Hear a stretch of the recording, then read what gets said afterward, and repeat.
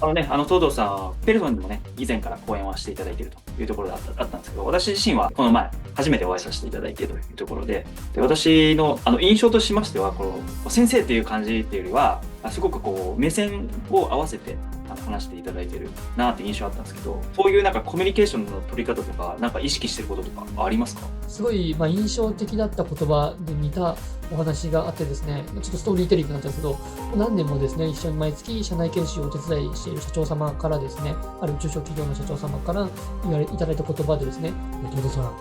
私が一番勉強になりましたよ。なぜならね、格好つけなくてよかったんですね。って言われて、僕そんな格好悪いですかって聞いたんですね。いやいや、そういうんじゃないよとかって言われますけど、いや、そう、これ褒め言葉として受け取っていいんですかって言ったら、いいと思いますから言われてですね。ある意味嬉しかったのは、その社長様は割とこう、もともとこわもての方だったんですけど、部下の方にこう舐められてるから部下が言うことを聞いてくれない。だからこう高圧的にもっと舐められないようにしなきゃって思われたらしいんですけども、私が毎月、こんな形でですね、こんな弁護士っぽくない雰囲気で毎月なんか楽しそうに研修をしているので、私も失敗談をすごい語るようにしているんですよね。誰かの勇気になればと思って。で、そうするとその様子を見てですね、社長の方が、あんな格好悪いやつでいいんだみたいな思ってもらったらしくてですね、別に何を意識もしてなくて、ただキャラとして普通にやったんですけども、あともともとなんかこう、難しそうに話すのあんま好きじゃないっていうのがあってですね、もし自然体でやらせてもらってたらそういう風に言われてですね、今言っていた話とちょっと似てるなって思い出してですね、もう一点、後付けかもしれないんですけども、理由を挙げるとすれば、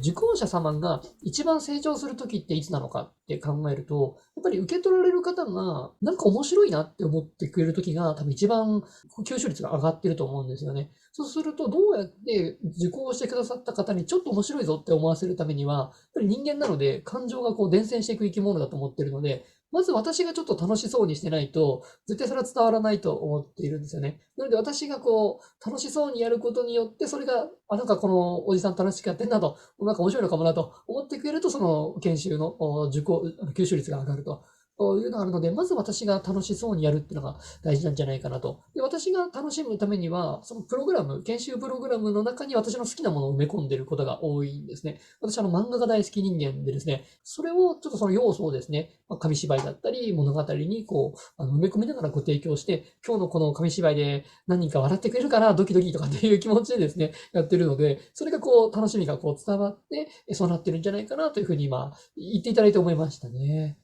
紙芝居ってどれぐらい種類があるんですか？短いものが、1個、5分から10分でできるようなものが多くて、この11年かけて、150本ほどを作っているんですね。で、企業経営の話であったり、人材育成であったり、法律であったり、いろんなテーマで、中小企業のリアルな現場から生まれた物語というか、そのリアルな、お悩みから、じゃあ今こういうことが企業で発生してるんだったら、じゃあこういう物語を学んだらいいんじゃないかっていう現場から得た着想で、作っているストーリーなんですね。それを今11年ぐらいやってますので、延べ150本ほどですね、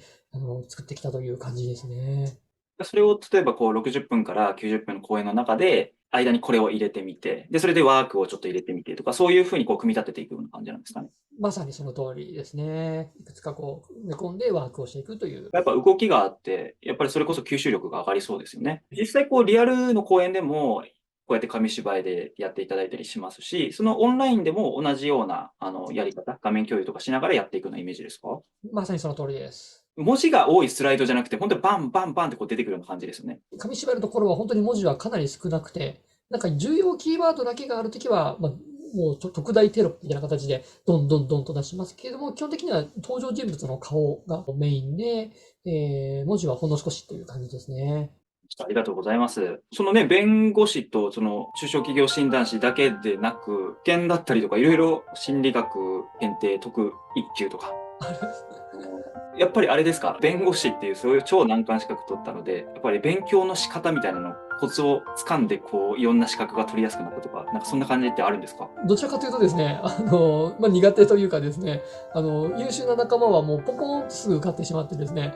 私だけこう長年勉強し続けてるっていう形でですね、どっちかというと苦手タイプの方に分類されちゃうような、ストレートにポンポンポンとすぐ行ってしまう人たちは本当の天才だったなって今振り返って思うんですけれども、あんまり自分の中でこう、勉強法で確立してるものはあんまりなくてですね、なるべく自分の興味のある好きなものとか面白白そうだなと思ったことはやるっていうふうにしている形で、その心理学検定特1級というのも本当に心理学大好きなものですから、もう面白くてしょうがないのでやってるという形ですし、あと他にもいろいろ建設業系のですね、消防設備士とか電気工事士とかっていう資格も、まず単純に面白そうだなと思ったっていうのが一つと、あとその若い方にですね、背中を見せなければいけないという面が、社内研修って毎月研修していく中で、先に生まれたものとしてですね、先陣を切るためにも、まず、私、部外者ですけど、受けてきますから、私で取ってきますから、私でも取れたら皆さん絶対取れるはずだから、取ってくださいねっていうことを言ってですね、でも実際試験を受けに行ったらまた落ちるっていうですね、消防設備士も何回も落ちたんですけども、それで最後ようやく受かって、逆にですね、若い方からですね、東堂さんそんなに落ちた人初めて聞いたよって逆に言われたっていうですね、こともあったんですけど、まあそれでも若者の勇気になれるのであればいいかなと思って、やってるという形なので、必要性に迫られてやってるっていう面もありますし、あと、まあそれでも面白そうだと思ったものを選んでるっていう感じですかね。なんか心が折れそうになったりとかはそういうことはなかったんですか？ありましたね。毎日折れてましたね。こういう時ってどういうふうに感じたんですか？正直、なんでしょう、がむしゃらにやっていたというのが、今だったらこう後付けで説明できそうなところもあるんですけど、なんとか前に進めなければもう生きていけないっていう気持ちで生きていたのかなと思うんですよね。ただ今、にして思えばですね、気持ちをこう切り替える方法とかを心折れない強い人間になるっていうのはちょっと諦めまして、ただもう人間だから折れてもいいと。ただ折れた後になるべくちょっとでも早く回復するための方法をたくさん持っておこうってことを今は、心がけているんですね。社内研修とかでもお伝えしているのは、やはり人間ってこう、落ち込まない人はいないし、失敗しない人なんて存在しないので、もう落ち込んでもいい、失敗してもいいというふうにもう、それを受け入れて認めてしまった上でですね、ただその気分を切り替える方法をですね、たくさん持っておこうっていうことをよく研修とかでもお伝えしているので、そっちがいいんじゃないかなと今では思っていますね。ありがとうございます。常にチャレンジを前向きにやられている東堂さんの話っていうのは、中小企業の社長様向けとか、そういったところだったりとか、企業の社員さん向けとか、いろんなところにね、いい影響を及ぼすようなね、講演、研修をやっていただけると思いますので、ぜひ、今後ともよろしくお願いいたします。ありがとうございます。